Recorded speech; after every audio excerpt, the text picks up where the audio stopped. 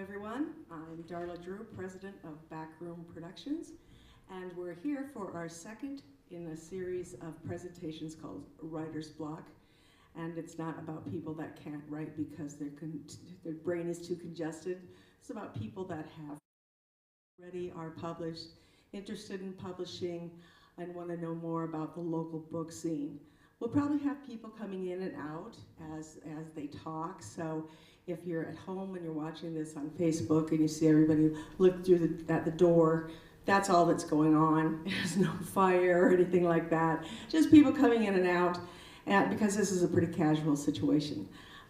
We'd like to thank Arts Midwest for some of our funding, as well as the NEA and City of Rapid City, along with the Cave Collective. They've been so much help in getting this project started, and so cooperative with the older folks like myself who really don't know that much about technology, so we can get this thing on Facebook.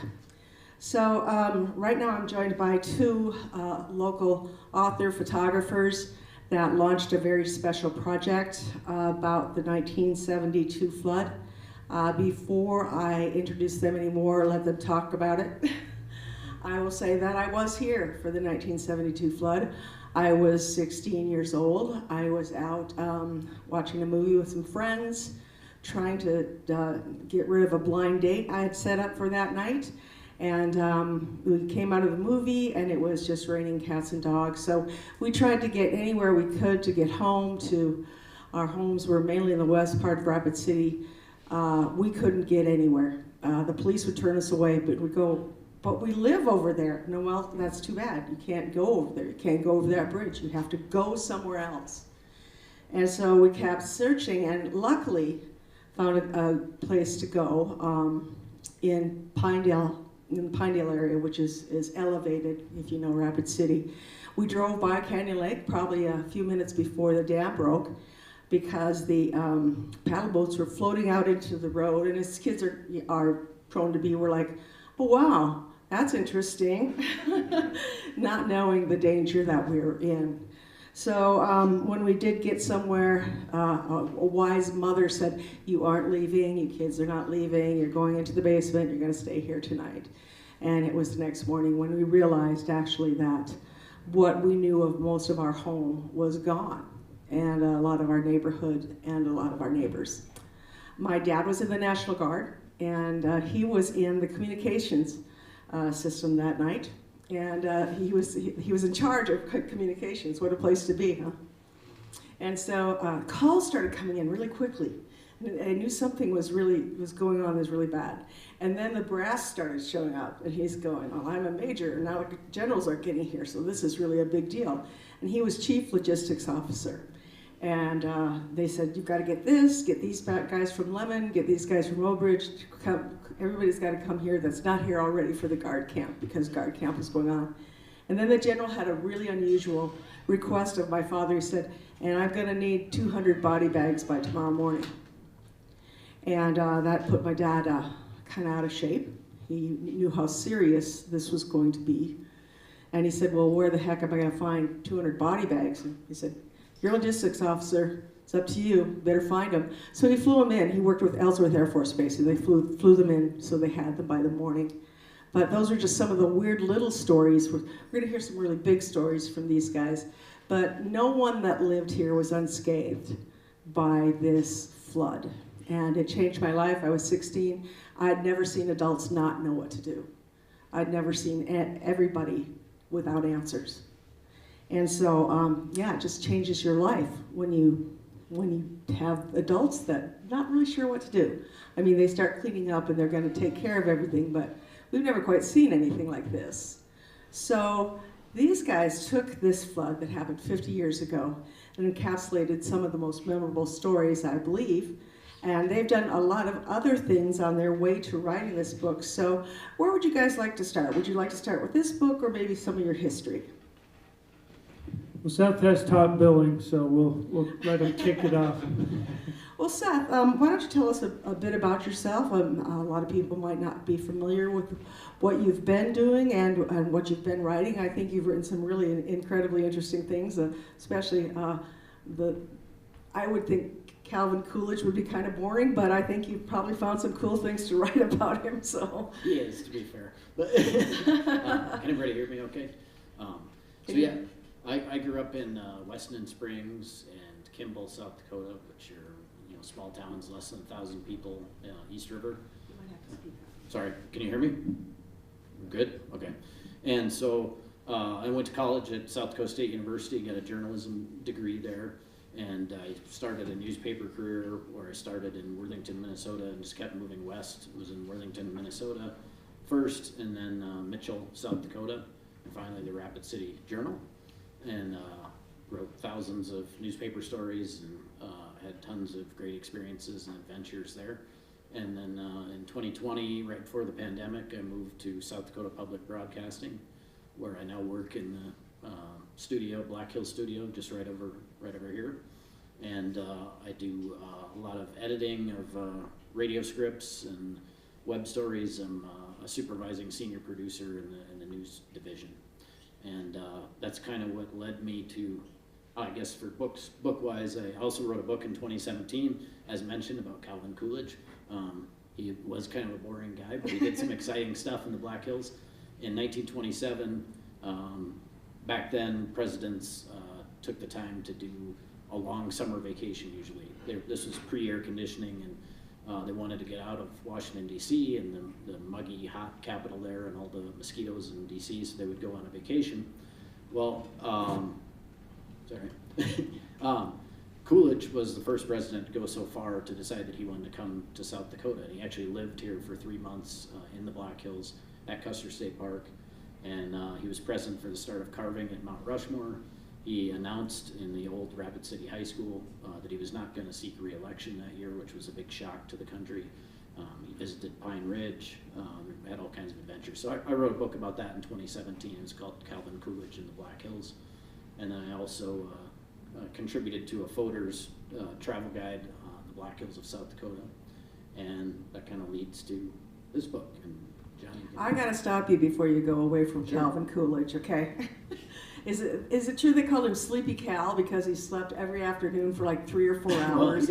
Well, well, they called him Silent Cal Okay. because of how silent he was. But yes, his daily routine in Rapid City was he would, somebody would drive him from the game lodge at Custer State Park into Rapid City, where he had his office at the old Rapid City High School. He would spend the morning working. He would go back and he'd have lunch with his wife at the game lodge, and then he would take a nap, usually. And then they would, in the afternoon, he would fish or sightsee or whatever. But yeah, he was, he would work a few hours and nap a couple hours. And, yeah. I wouldn't mind that. I think Yeah. we could have some presidents sleep a little bit more, and they couldn't do anything. They'd be asleep. So that would bother me a bit. It was a slower pace of life. It was a slower, more genteel kind of time, and I'm glad he came here. Did a lot of tourists follow his lead, when they heard that he was coming out here to the Black Hills? Absolutely. That's part of the book, and why I took it on was that, he should and does get some, but maybe not as much as he should, get a lot of credit for putting the Black Hills on the map as a tourist destination. In the 20s, automobile tourism was in its infancy, and he spent 3 months out here, and every day for 3 months, there was a dateline in the New York Times and all the papers all across the country from Rapid City about what he was doing here, and they ran pictures of the Black Hills and really popularized this place as a tourist destination. I'm trying to think of my history here, but sorry. Did Rushmore, did the Shrine of Democracy, whatever, get sculpted after he was here, before he was here? They were trying to start carving him, and that was part of recruiting him here. Was Peter Norbeck, who was a senator at the time, thought it'd be great for the fundraising if we could get the president here and sort of raise money for Rushmore around his presence, and they did. So when Coolidge was present for the dedication ceremony, where they actually took the first drill bit to Mount Rushmore and started the drilling. Wow. And then when he got back to Washington, he signed a bill that dedicated the first federal funds for Mount Rushmore, and really kind of set it on its way. Big part of history. Yeah. Well, then you were in Fodor's, travel guide, which is a big deal. And then you said that was going to lead you to talking to how you started working with Johnny and some of the work you guys have done together on that before we get to your latest project. Yeah, and Johnny can fill you in on that because he really started this by calling me with the idea. Yeah, thank you. First of all, there's some famous people out there in the crowds. Pat Roseland, running for city council, head of the Minnelusa, and Bill Evans on the city council. And we met a professor from Crazy Horse School with a PhD. That was exciting, and a writer for a motor type magazines, freelance writer, and well, our great friend Kenny Putnam back there from Hee Haw and Roy Clark fame. Lest you not know him, say hi.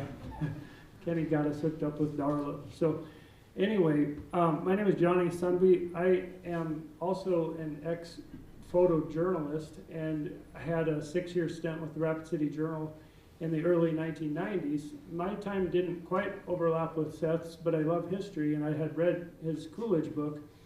And my sister is also a journalist in Helena, Montana, and she and I were always going to write this book. She came back for the summers generally, and just pretty much got too busy with kids and teaching and so on. And I said, Jill, it's time to do it. We only got a year before the 50th anniversary. And she said, I got to decline. And I said, well, I'm going to ask someone else. And she said, that's totally fine. So Seth was absolutely first choice. And I called him and said, hey, Seth, let's meet. I got a great idea for us. We're going to make another coffee table book. This is my 4th book. I'll tell you some more about the other 3 in a second. But we'll try to speak about this project specifically tonight. Seth and I met, and I kind of laid out our plan and a business plan of sorts, and he said, sure, that would be great. And he can tell you, too, that it fit in with his South Dakota Public Broadcasting reporting duties as well. So what we did, if you want to flip through a few of those slides here, that'd be good. What we did was, you can just keep going for about 25 of them as I'm talking, I think. What we did was we rounded up 27 people with stories, and people always ask us if we were declined, and we were declined for about three times. But it was really quite easy to find flood survival stories. There must be 3,000 of them, I'm thinking, or I don't know, at least 1,000, it's hard to say. But everyone that we talked to had another story or another person to tell us about. And so what we did was we interviewed them for an hour or 2, and we photographed them generally in the places where their story occurred. I did the photography work. I'm a full-time professional photographer. Seth did the interviews and the writing, and we put it all together with a local designer and had the book published overseas. And we tried to really hustle the project, not in a way I don't think that hurt the book at all, but we knew the 50th was coming up, and we just got the book back about 10 days ago, so we really did just get in the nick of time. We've sold almost 300 books in about 12 days, so it's been amazing, really. We sell them besides SethTupper.com, or my photo studio at Mitzi's and BAM, and Alex Mercantile, Weathered Vein, Boys Drug, Mount Rushmore Society, a few others I'll think of soon. The stories, Seth's going to say something different than but as newspaper people, we had to write under the gun all the time. When I was a newspaper photographer, we would do as many as 4 or 5 photo shoots in a day, and they were due by 4 o'clock or 5 o'clock or 6 o'clock, whatever it was. And so the shooting wasn't really the hard part, but the writing. Seth is a tremendously great writer and a real perfectionist, and I think that it was harder for him. He can talk about that a little bit. We kind of put him under the gun a little bit with another full-time job at the same time, and a wife and a couple kids at home, so thank you for your patience. So you can talk. I'd like to just jump in here with you, Johnny, on some of this stuff. You do have the other books that you said you would talk about, which will be great. About this project, though, for both of you, what did you find exhilarated you and what exhausted you about doing this project? Well, what exhilarated me, I mean, I love history, I always have, and I think it's important to preserve it. And Johnny mentioned Pat Roseland here. I should mention Pat was kind enough, he's a collector of a lot of great local historical material. He gave me a bunch of the photos that I used in my Coolidge book that he had collected over the years. I just think it's really important to preserve history. And so, the idea to me immediately, what appealed to me was, yeah, the people that survived the flood won't be around forever. When the 75th and the 100th come around, the stories that we haven't recorded and or written down will be gone. And yeah. So that really was the draw for me, was to get out and preserve these stories, because I think a lot of survivors will tell you that we need to know what people went through, so we know why it's so important to have a good floodplain policy. And so yeah, that was, and what exhausted me was just the process of doing it. Obviously, we knew we had to get this book out before June 9th this year.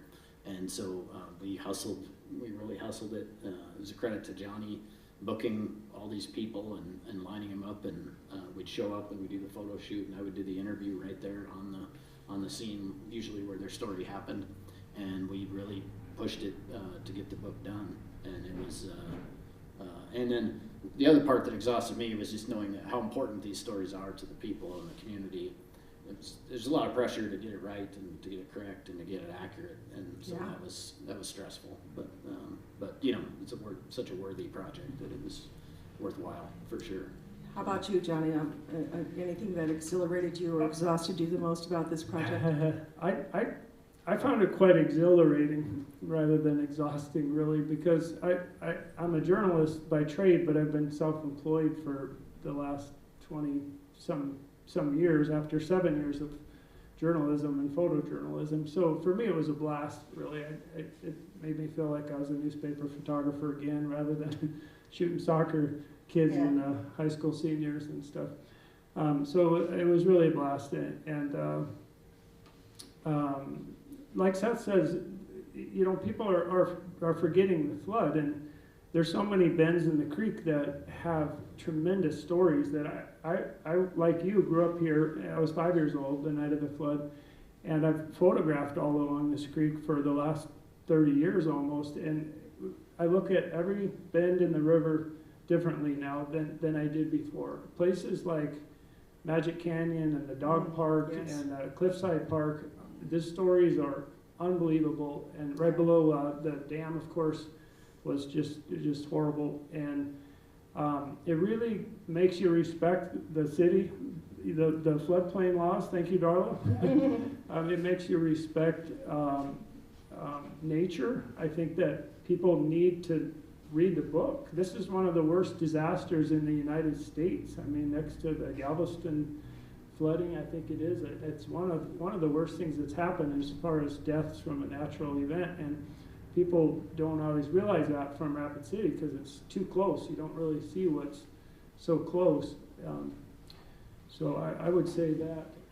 I want to just jump off something you've said too, as far as preserving the floodplain. It is an ongoing exercise for the city, because there's always people that see that lovely virgin land and they just want to build on it, and oh, why don't we put homes down there, and why don't we do this, or you could at least make more soccer fields or whatever. And Bill and I know, and he was here for the flood, that we always have to be protecting it. When I look at some of the trees down there, I can still see some of the indentations when they were hit by houses or cars. Or I see flowers that don't belong on that part of the creek, and I go, that was somebody's yard. And so for us, it's a different experience if you grow up here, because you knew there were neighborhoods. Mm-hmm. They were all neighborhoods, and now they're this beautiful greenway that is completely unnatural to the development of the city, because it goes through our entire midsection. So yeah, people like myself, who is looking at this 50-year anniversary that you guys are so wise to put this together. We need this. We need to be reminded that, although I don't know that it could happen again with the severity it had, because we've put so many things in place, like we built Canyon Lake. We have better siren systems. We had no, alarm systems at 12 o'clock at night on the night of the flood. All those things where it can spread out now, the water can spread out, gets sunk into the soil. All those things we put in place, we cannot encroach on those, or we'll be back in the same boat. And that's a terrible pun, but we would be back in the same place if it were not for people on the council, or a very visionary council after the flood that put these things in place. They brought in Japanese planners, they put in the bike paths and all those things. It was just really well done. Yeah, I just saw Dave's picture up here, and maybe Seth can tell you his story just in a nutshell here, and I'll tell you one more after that, just to get a feel more specifically what we reported on. Keita. Yeah, well, Dave Baumberger was one of the survivors we interviewed, and he was a young man then, in 1972, newly married, but his parents had just bought a home right beside the creek, right above Canyon Lake, where I guess it's called Lions Park now, where there's a trail right above Canyon Lake. And that was a neighborhood back then, and his parents bought that house thinking it would be their retirement home and they would live out their lives there.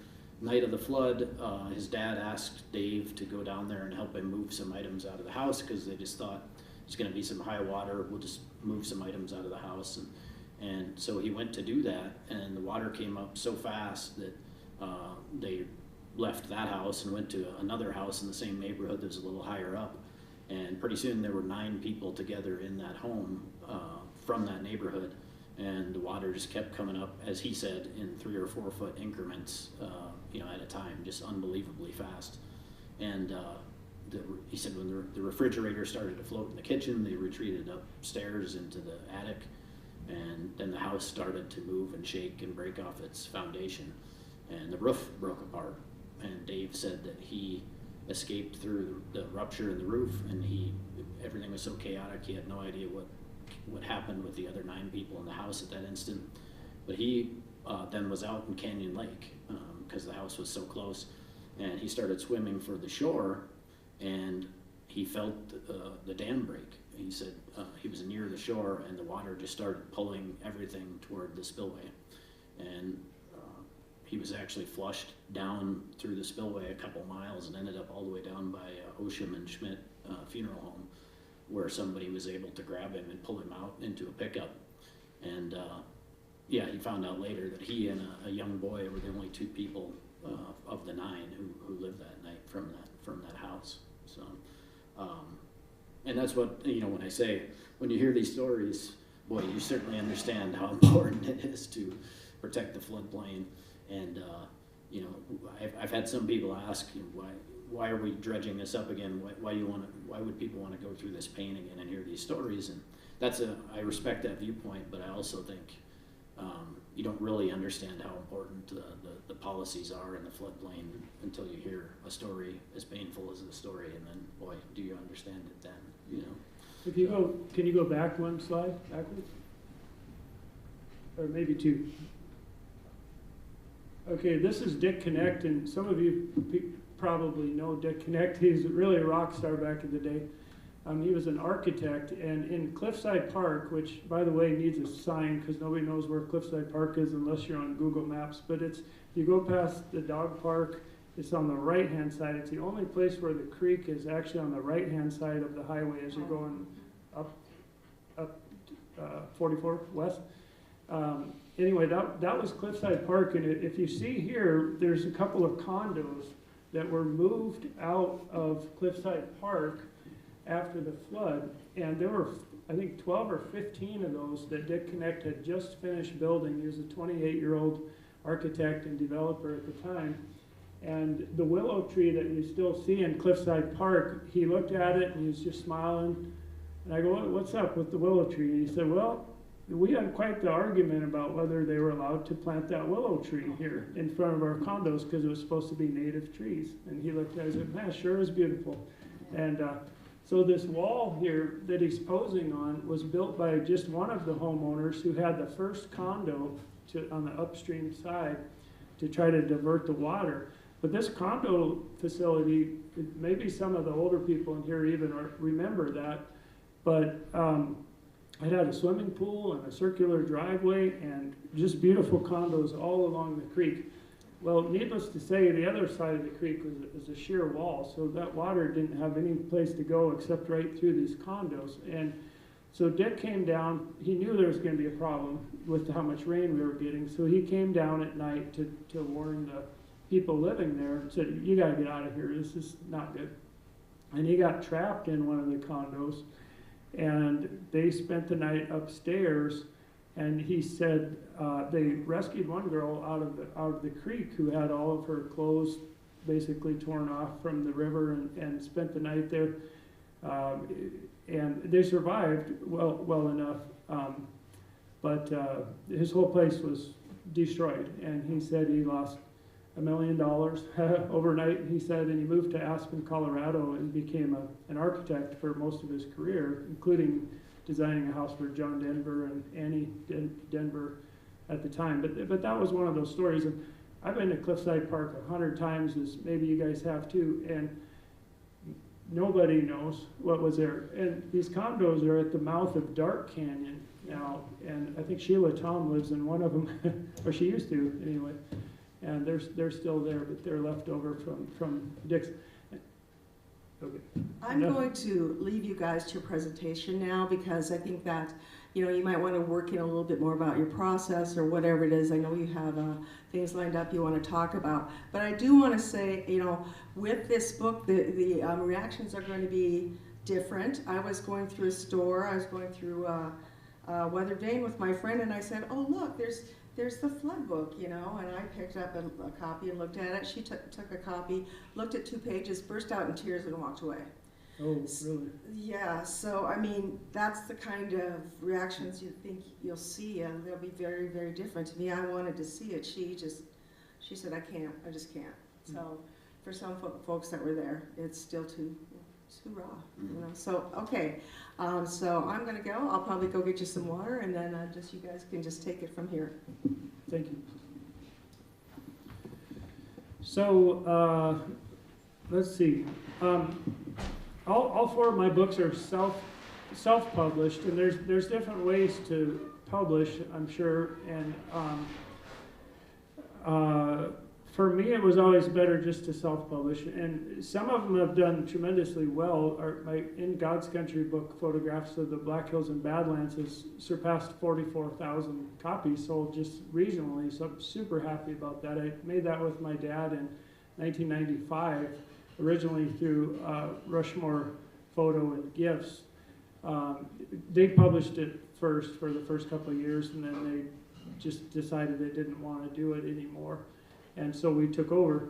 The second book I did was in 2004. It was on the Wyoming's Bighorn Mountains, and it's called Wyoming's Bighorn Mountains, like no place on earth. It's just all photos of the wilderness and the cowboys and some of the towns, and it was a lot of fun to do. I spent about 5 years shooting photos for that, and several times a year I would go out there and travel. And then the third book was called Deadwood Town of Legends, which I was shooting photos for the Deadwood Chamber of Commerce anyway, so I had a lot of photos of the events going on in Deadwood, shooting for George Milos at the time. And the Deadwood HBO series came out that year, and so we're like, whoa, we should do a book, because everybody's loving Deadwood right now. And that book, even though it's one of the nicest books that I've done, has sold the least. We've struggled to get rid of the first printing, which I think was about 3,000 copies, and we still have a couple of cases left, maybe 180 or 100 books or something. But as far as publishing goes, self-publishing, you're the guy paying for the book, you're the guy trying to distribute the book, you're the guy creating the book. And for me, it's a good idea because my books were so localized anyway. But if the subject matter, like Coolidge or whatever, is a nationwide book, like Alaska, you know, stories like we were talking with you earlier, that maybe isn't the best plan because you'd want to have a bigger market. So, and I don't know too much about trying to publish with someone else, how that works. Seth may have more to say about that. Yeah, I would just open it up for questions, probably, if in the interest of keeping it cash, as we said. If anybody's got any questions, I'd love to have a conversation about this book or I've got a writing ton of or anything. questions. You So- want me to come back up there and Sure, question you? yeah. Does anybody have any questions from the crowd? I know you're all writers, and it's an honor Yeah. to be here speaking to all of you. You probably know plenty about stuff. So how do you approach your writing process? You know, we do have writers here. And so when you go to approach something, you just do all your research and then start, or you do little bits at a time, or how do you sew your story together? Well, it depends on the project, but for this one, of course, it starts with research.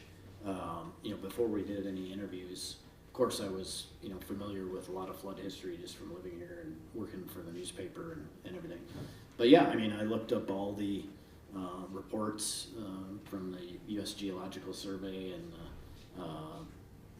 all the different federal agencies and school of mines and the cloud seeding stuff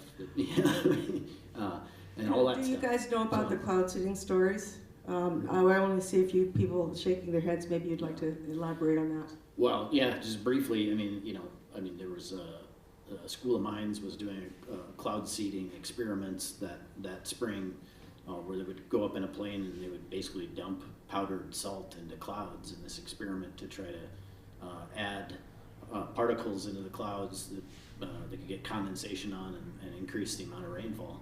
And they actually flew 2 flights the day of the flood, and that was very controversial. There were a lot of reviews and scientific reviews, and there was litigation, and the official line was that it didn't cause or increase the severity of the flood. But of course, some of the people we interviewed, you won't ever convince them that wasn't a factor. It was very controversial.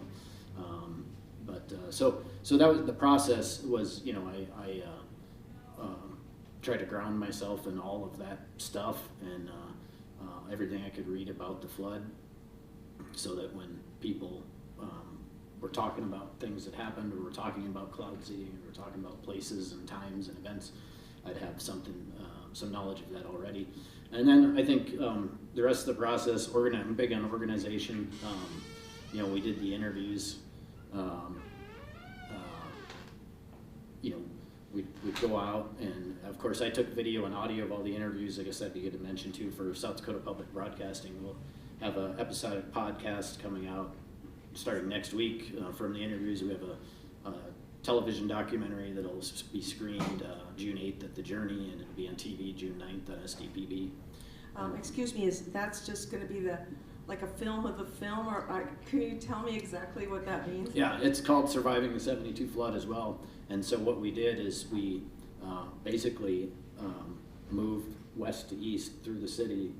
We took these stories. We didn't get to use all the stories from the book because it's an hour documentary. We had to limit it to something. But we basically progress west to east down the creek and tell these people's stories sort of in real time and mix it with photographs and historic video.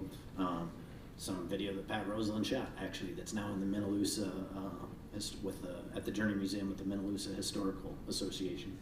And so anyway, but yeah, we captured video and audio of all the interviews. So what I would do then is I would go back. I ran them all the interviews through a transcript service, and before I would write the stories, I would re-listen to every interview again, and I would, with the transcript, and highlight parts of the stories that I wanted to bring out and highlight and tell.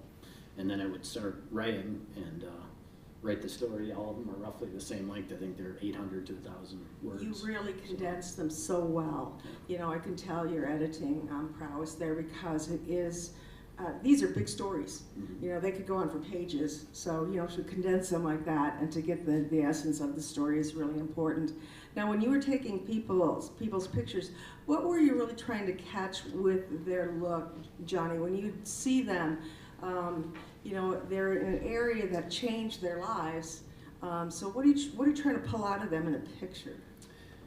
The main thing, I guess, is just trying to light them and pose them well, like I do in my photo studio. And we kind of decided early on we didn't really necessarily want people smiling.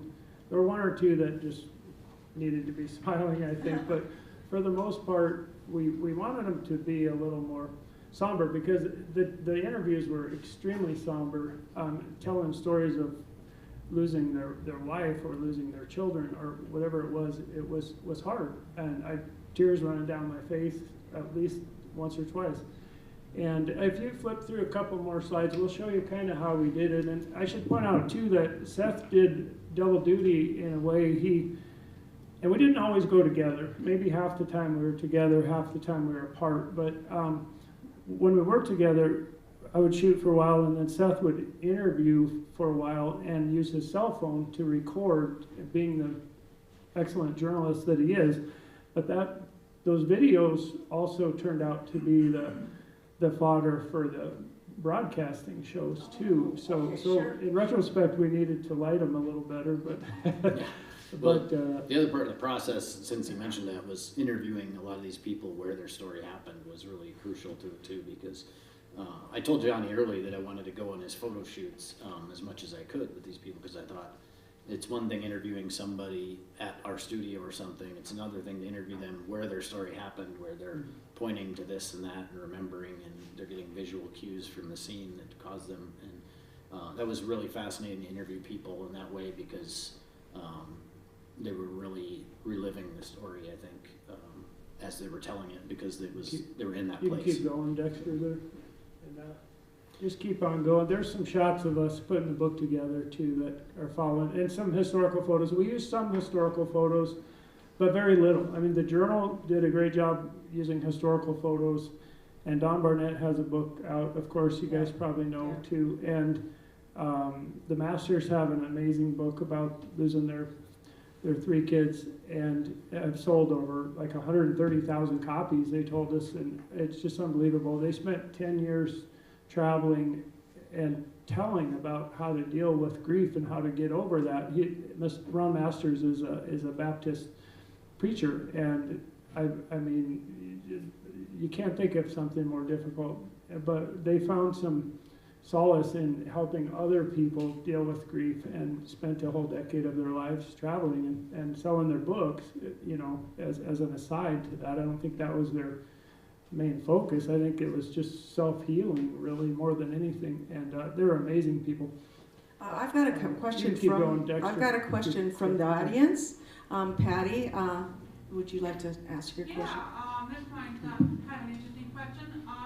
Either one of you consider yourself historians through your work, history through photography and history through like broadcasting? I'm kind of interested in your thoughts about considering yourself a historian through your I'm going to repeat the question so we make sure it goes through the audio feed. Do you consider yourself photo historians or writing historians, and how do you see yourself in this process?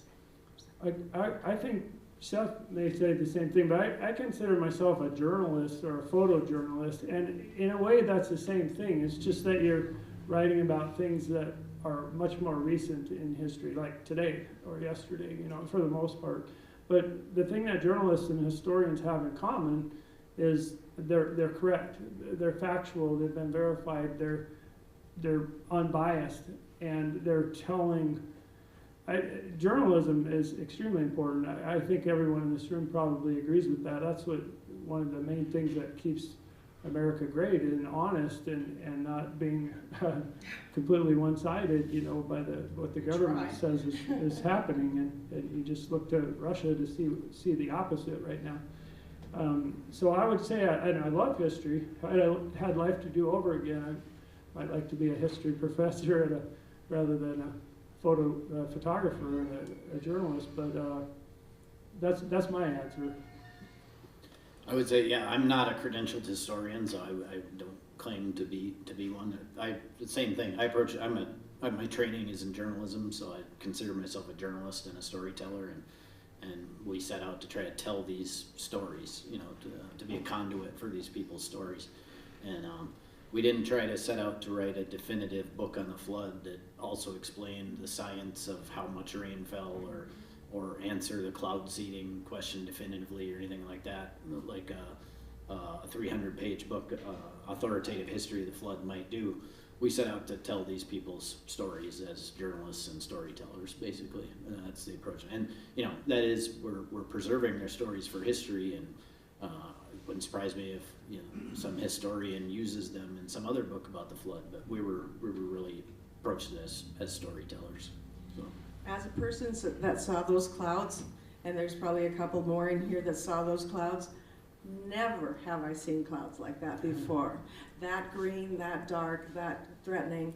And I went through the 62 flood as well. That was 10 years prior, and they had dark regular clouds. As I recall, I was a kid, I was probably 5 or something.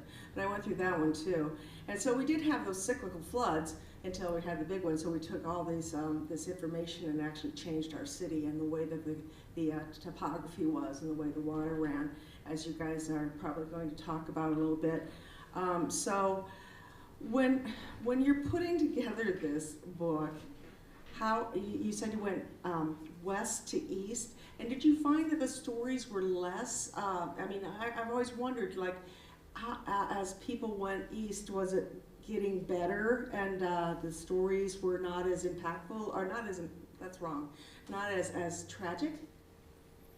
No, unfortunately, it was equally tragic. I mean, I actually, you know, we mapped all this out for the documentary, and it was, I don't know if you did that by design when you were contacting people, but we got a really good cross-section of people from west to east, from Magic Canyon all the way to east of what today would be the monument, you know. And, but yeah, all along that section, it was not any more or less tragic, it was just different, you know. As we talked to people who were above Canyon Lake, who, one of the strange things was when the water was rising there and they were really struggling and in terrible danger, then the dam broke, and then it changed for people downstream, and all of a sudden the water receded above the lake.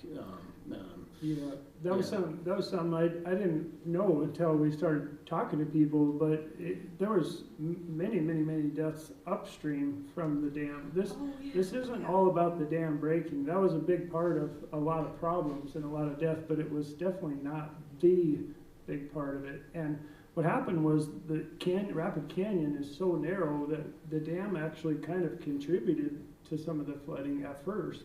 The water just kept going back up. Rob Corner said Magic Canyon looked like the Missouri River coming through there. I mean, if you know where that road is and through Magic Canyon, that was 8 feet underwater or 5 feet underwater or something like that. I think it's about 8 when you see where you saw the marks were on those trees. And some of these people said that when the dam broke was actually when the people upstream got to climb out of the trees and find some refuge, which I had really no idea about that. So it isn't just about the dam breaking. Is one thing that I learned. Do we have any more questions out there? Which you're like, There's just one more. Has another? Did you find that the photos or the words struck you more as far as evoking the tragedy itself, or did they strike you in different ways? I mean, pictures worth 1,000 words, but words are very important in describing their own experiences. Like that photo, you know, I'm not sure how you would describe that photo, I guess, but is that a powerful thing itself, or with the story itself that accompanied it? I think for Excuse sure. me, I gotta just say it sorry, again, sorry. just for the, people that might be watching on Facebook or wherever, or see this on YouTube. She wants to know if the photos, the actual photos were more impactful, the genuine photos taken the days after the day after the flood were more impactful to you, how you felt about seeing those. I think we'll both answer, but my answer is definitely the stories, because you hadn't heard them before, most of them. I mean, some you had maybe, but for the most part, people have kept these to themselves until they talk to us. And the writing is tremendous. It's just accurate. It's not fluff. It's not too long. It's not too short. It's just the story. And all of us probably have seen those day after photos. In fact, probably all over the place. And we didn't want a book of that. The photos that you're seeing here, by the way, that's one of my dad's photos that he took on June 10th. And we had a few of his in there. But they're all run postage stamp size, really. The portraits, as you saw in the layout, that's what we were after. That's what took up 1 page out of 2 throughout the whole book. And so I would say definitely the worst. Well, what I liked about the approach that Johnny took was, as he said, we've all seen the damage photos, and that's kind of people's image of the flood is all those damage photos.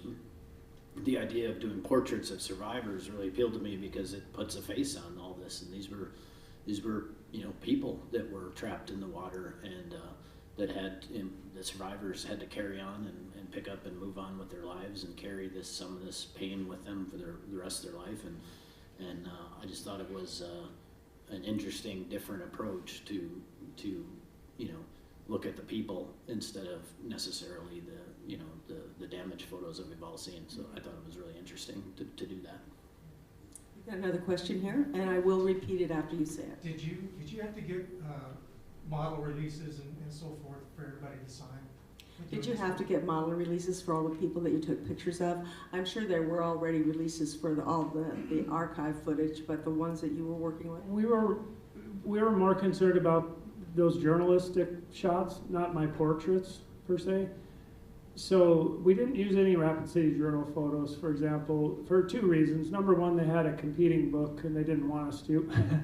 But number 2, they had a competing book and we didn't want to. So we got photos from the National Guard.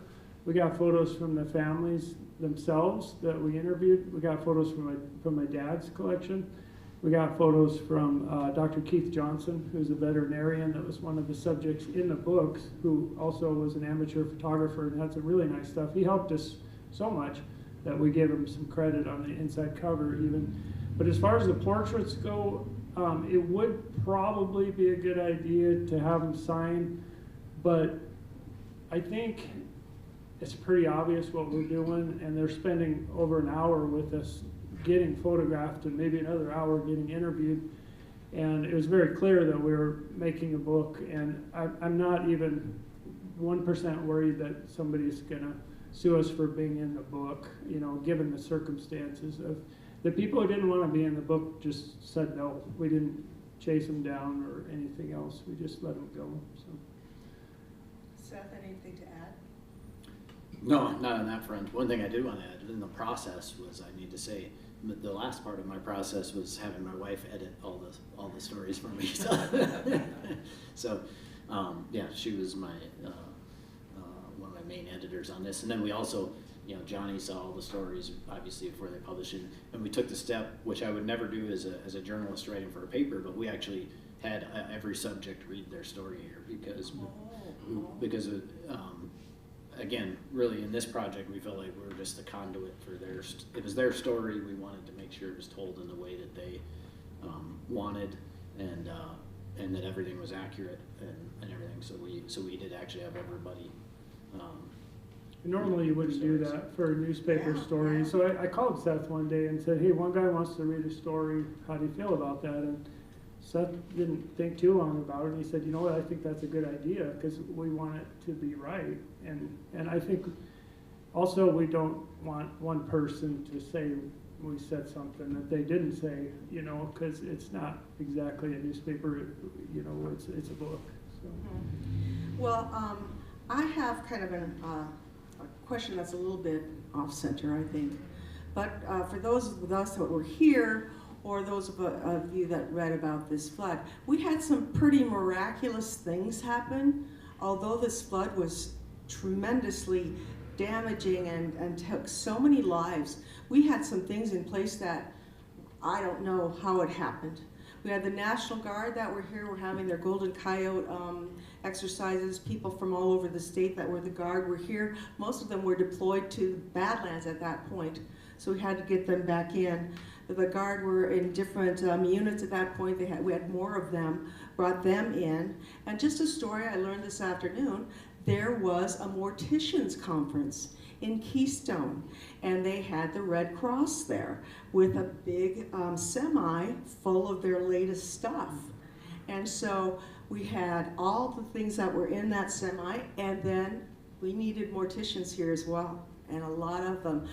What do you have to say about that, Kenny? Well, not about morticians, but there was a Podcast in Germany band festival here too, and we were hosting brothers and their father from Bad Gassen, Germany, and we were going to go up to Jenny Gulch that night, and you know, he, being one parent, my parents said no way, and then we just tried to get my mom to the journal the next morning because to be at the journal and we couldn't get there. That was Kenny Putnam telling a story about some students from a band concert that was that weekend. I didn't get to catch. Yeah, They were German students, German band students, and they were going to go up Jenny Gulch. There were a lot of us out there really doing stupid things that night, Kenny. I was trying to get into Dark Canyon because we going, hey man, we live up there. We didn't. We heard there were some friends up there, and so there was a lot of just angels that night, I think, for some people, and then some just unusual happenings. And did you hear about those kinds of things? Did you hear like, hey, the guard was there, they took care of me, or any of that stuff? Yeah, well, one thing, you know, Don Barnett, who was mayor at the time, there was a death and dying conference that morning in Rapid City that brought lots of different kinds of people, but clergy people and medical people, and to talk about, you know, helping a community deal with a mass death event, which is kind of crazy. But that was, yeah, the mayor attended that event that morning in Rapid City and said he was there with somebody who said, well, we'll never have to worry about this in Rapid City, you know, something like this happening. And Sharon Weber, that was a nurse that we interviewed, and she told us that at one of the hospitals, they had just done a training the week before on like a mass casualty scenario. They'd updated their training, and so they'd all just had this training a week before. And as you mentioned, there were 2,000 National Guard soldiers either between the Badlands and Camp Rapid here that were just happened to be here for their annual training. And then many of those Guards soldiers saved lives that and night. lost lives. They lost their lives too. And were instantly deployed, and just because they just happened to be here for their training. So it was a lot of strange coincidences. There were. 3 of our stories were National Guard rescue stories. And one guy, the Alex Johnson guy there, he couldn't come up with a number, but in excess of 50 or 60 people, he and his buddies drove from Memorial Park to the Alex, a big truck with a winch and all that stuff, and driving right into the river. And super humble guy, and that's why we wanted to photograph him in that Alex lobby, because that's where all those people were taken at that time, and it fit his story really well. And the helicopter pilot in there, we put his Huey in there as well, because he spent a week flying rescue missions after the flood. But before he could ever get in his helicopter, he was up on Highway 44 and told to go down into Magic Canyon, which at the time, by the way, was called Rapid Canyon. There was no Magic Canyon or Dark Canyon names at this time. And he ended up in a tree after trying to rescue. He did rescue a pregnant lady. He said, got her back up to Highway 44, went back to get her husband, and they both kind of got stuck down in the river bottom. And so anyway, Duke Doring helped us with some of those, hooking up with some of the National Guard people, and also gave us permission to use those National Guard photos too. By the way, I'm standing up because I got a little bit of a bad back and I can't sit that long. It makes my leg fall asleep. So. We've got another question out there though, ma'am. Would you like to stand up and ask your question? And then I will repeat it. During this whole process, I'm sure you had many amazing moments and experts, but was there a moment that was your favorite or something that took you most by surprise? What an excellent question. She just asked if during this process there was a moment that took you by surprise or just really affected you a great deal, or maybe touched you more than you thought it would. Yeah, I mean, I guess the most probably affecting moment, we're interviewing a woman named Kay Schriever, and she had been in a car. There were 6 teenagers in one car, and when the water rose, they pulled over into the Rushmore building on West Main, and the water was coming up fast, and she took off and ran for a fire escape and got up on it. But the other ones didn't, and she saw 2 of her friends washed away in the high water right there, and she ended up having to go identify the body of her best friend, basically. And being there where it had happened, you know, it was emotional for her as though it happened, you know, yesterday. And yeah, that was you know, just people went through just incredibly terrible, painful things, and she mentioned that, you know, everybody should have been in counseling, but this was 50 years ago, and we didn't do that, and it really drove home for me, you know, what people have had to carry, you know, for 50 years, what they went through and the things they saw, and how painful it really was for people.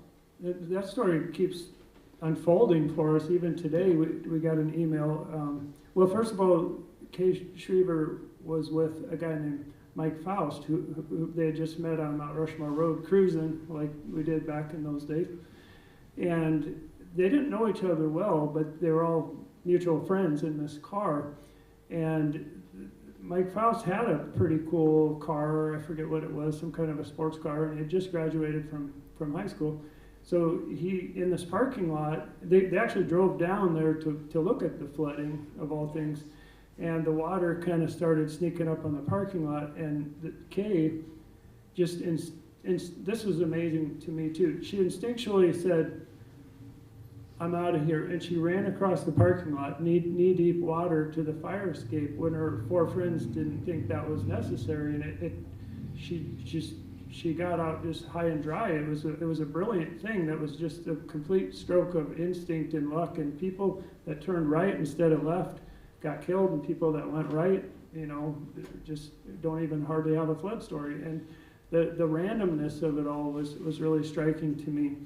But what I was getting at too was Mike Faust's story is also in there, and Seth did an amazing, I was on my phone trying to find that audio, really. I wasn't just checking my phone, but Seth had those 2 stories intertwined and going back and forth, and he told the whole story of that car that night, but from 2 different people, interviewed on 2 different days. And that was, like you're asking, that was super powerful to me, how much they are exactly the same story from 2 different people, 2 different interviews, and how he seamed them together. And I think that's part of the broadcasting Part show. of the documentary, yeah.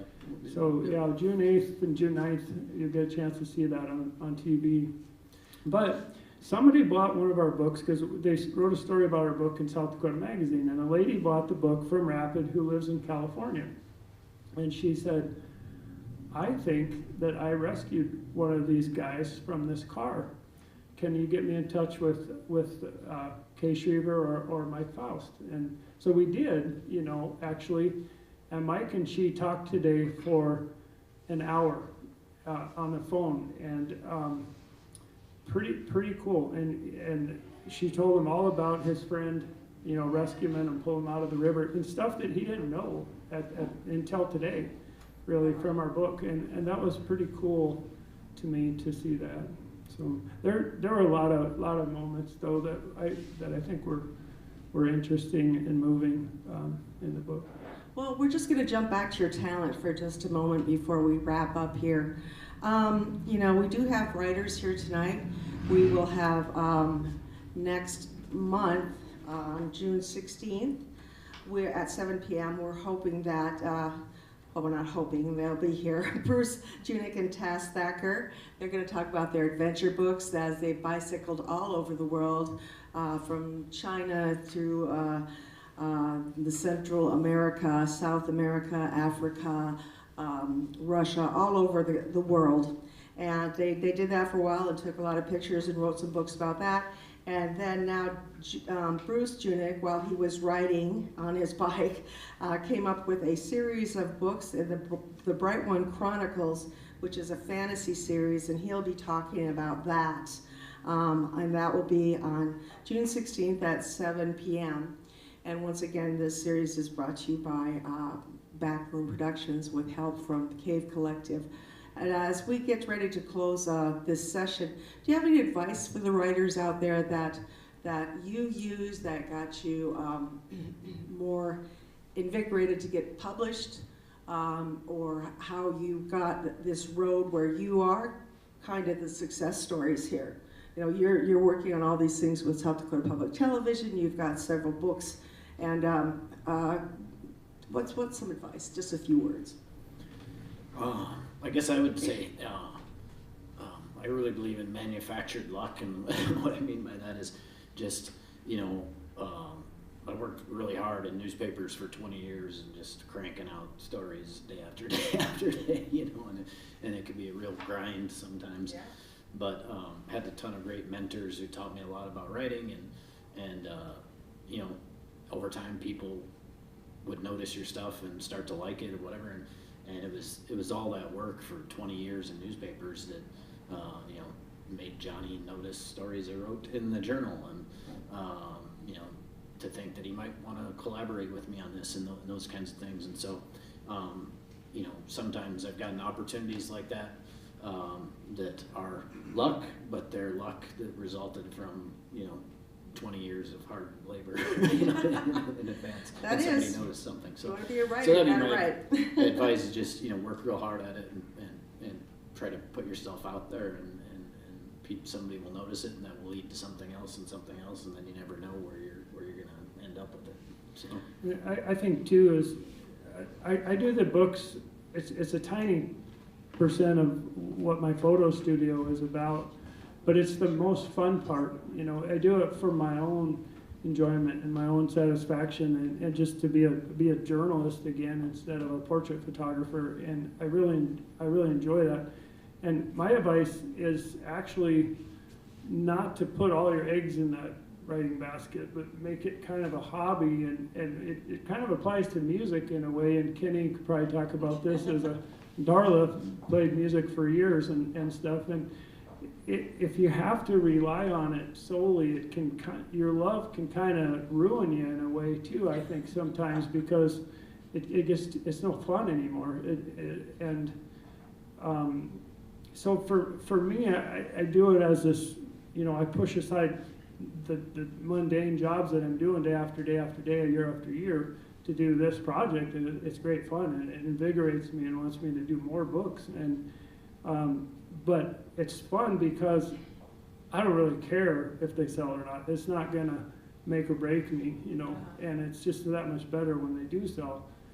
But I don't have to rely on it. And the other thing I'd say about what Seth said about just luck, almost my whole career came from two things. One, going up to Livingston, Montana when I was a junior in college and asking a publisher for an internship, a summer internship, and then a year later asking Rapid City Journal for a free internship for 3 months. It was so competitive to get a job back in those days, and it's even worse now, that I said, I will work for 3 months for you guys for free. I don't have any experience because I can't get a job, and I can't get a job because I don't have any experience. And thus is my dilemma. And at that time, the publisher said, cool, we'll take you on. And it changed my whole life. I shot for Los Angeles Times and Denver Post and Washington Post and USA Today and Newsweek, and just had an amazing career in the 90s before the internet and everybody was a photographer all of a sudden. And I worked for the Associated Press and Pier, and Miles City Star was my first job up in eastern Montana. But it all came from just luck stuff and meeting the right people at the right time. And not being lazy. I worked around the clock 7 days a week when I was an intern, and lived in my back of my truck in the Badlands or Pine Ridge or whatever it was, trying to get some awesome photos in the paper while I had a chance. And it got me a job there afterwards for almost 7 years. So that's what I. Well, if that's what I answered your asked. question. Yeah. I asked for advice, and you gave your best advice. The book, Surviving the 72 Flood, is for sale here. Oh, Bill has a question. Well, I do have one question for the guys, with Pat Rosen sitting here and everything. Has anybody ever, the city is just so immensely different, not just in the way it looks, but really its whole character, because it was sort of a sleepy little cabin, motel cabin town and everything before the flood, and then instantly changed. Has anybody ever tried to put together a collection of like I really enjoy those, you know, exploring with Custer type things, where you see then and now and everything, having a book that maybe showed Rapid City in 1950 and all these areas that used to be residential, like right across the street here. Triplets Cafe, remember that one, Darla? Yes. I mean, it's just completely a different city, and then right at the flood and what it's turned into, I think that'd be a fascinating city. Does anyone try such a thing? Bill wants to know if anybody did any photography that would relate to the way it was a cabin town as to what it is now, now and then kind of shots. But I might have just something to say about this whole thing, because everybody wonders where all the pictures of the floods are, or the flood is. We didn't all have cameras on us all the time back then, right? You know, I mean, now there would have been thousands of them. That, you know, and at that time there were maybe a few hundred. And it was so different. We just didn't have cameras. I didn't think of going out and taking pictures of the floating houses or anything. My parents certainly didn't want to have that picture in their mind. So a lot of us just didn't take pictures. Well, one of the guys we wanted to interview for the story was Don Polovich, whom probably all of you know. I mean, he has by himself taken hundreds and hundreds and hundreds of flood photos for the Journal back in those days, but he wasn't in great health when we tried to track him down. But it was kind of funny, that question, because somebody just was emailing me about 3 or 4 days ago. They're asking all about the book. I'm trying to tell him, and he finally goes, well, what I was wanting was pictures of how Rapid City looked before the flood and how it looked after the flood. And I'm like, well, that's not what we did. But part of the reason, Paul, you're right, Paul Horsted's the guy to do that, if anybody is, and Minnelusa has collections too. But what I see as the problem with that is Minnelusa has photos of Rapid City in 1880 and 1890 and 1900, and then you got the 20s, 10s, 20s, 30s, 40s, 50s, 60s, 70s. How do you, Rapid has changed a lot more than just because of the flood, you know. Yeah. We're talking about restaurants that were livery stables and lakes that were in the gap here, and just crazy stuff that I wouldn't even know where to begin. I mean, Rapid in 1950 or Rapid in 1940 or what? You know, it'd be a pretty daunting project, I think. That's my answer. Well, we do have to wrap it up. We are kind of out of time here. We do have the books for sale from this particular session. Back there with Steve Thorpe, we have Steve's book from the last session is also back there tonight for sale. Please hang out. If you like this sort of thing, I'd like to get your email so we can let you know when our next one will be, just to remind you of when it's coming up. These are free. I forgot to thank one of our sponsors at the very beginning of the evening, the South Dakota Arts Council, who is having their conference here in town this weekend. So thank you to all of our sponsors. Thank you to the people that came here tonight, and especially to these fine writers and photographers that took time to really, I get kind of choked up at this. You probably saw me a couple times, but to take a great journalistic approach to looking at the flood and remembering those sometimes horrific stories, just so that we don't take advantage of Mother Nature again. And thank you all for coming here tonight. See you at the next Writer's Block. Thank you. Just for the record, they're not all sad and tragic stories. One is about a ring that was returned to a lady that she lost over by the fairgrounds in 40 years later. But somebody tracked her down at the local library by the date of her graduation and the initials on the ring, and gave her ring back. And she wears it every single day today, and she's super happy to have it back.